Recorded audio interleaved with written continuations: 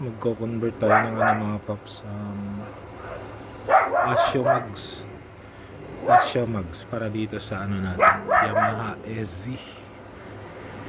So bali, ang gagawin lang natin mga paps is, since yung rear wheel axle ng SZ at saka Sniper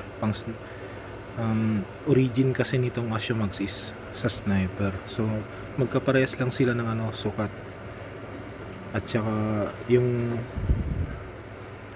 yung lapad, mamaya may konting adjustment tayo dyan. So yung sa harap naman is doon tayo mag-a-adjust, kasi ito mga paps, tulad nito, bale 100 tong gulong na nilagay ko dito.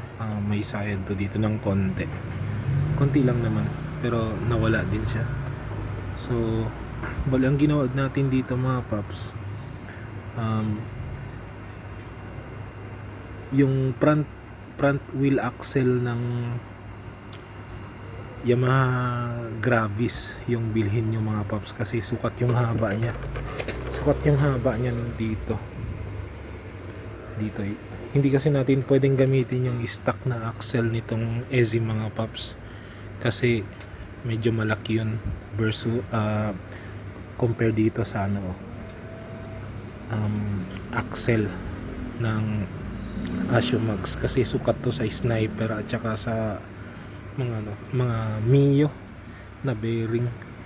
So ito, pansamantala binili ko muna yung front axle ng NMAX. Yan mga paps, nakalagay front axle ng NMAX, kaya masyado siyang mahaba. So bumili tayo ng front axle ng Gravis. Yung Gravis is sukat lang siya dito mga paps. And then dito may adjustment tayo dito na ginawa mga paps, kasi itong bracket is greenine ko siya ng para, kasi bumabangga kasi dito sa disc yung stock na bracket nito mga paps. So bale, yan kasi yung niya yan kasi yung center niya. Yan. So hindi na natin pwedeng iurong pa siya doon. So dito tayo kumuha ng adjustment sa sa bracket niya. So yan yung ginawa natin. And then so dito naman sa likod mga paps,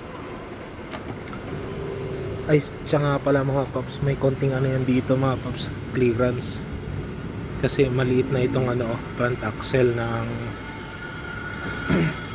NMAX. So medyo umangat siya ng konti, so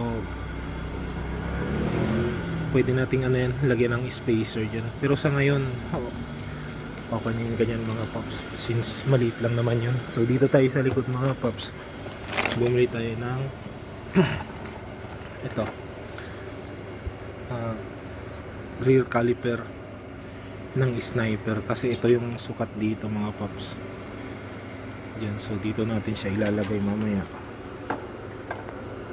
dyan. Tapos mag-welding tayo dito mga paps, may gagawin tayo dito, mag-welding tayo dito. Yan ang bakal, kasi para doon hahawak yung bracket nitong caliper, tsaka lalagyan natin ng bolt. So yung niya naman, yung pump niya naman is dito siya pupwesto mga paps. Yung pump niya dito natin ipupwesto yun mamaya. So diretso dito, para pump na lang siya ganyan mga paps. So yan, let's go.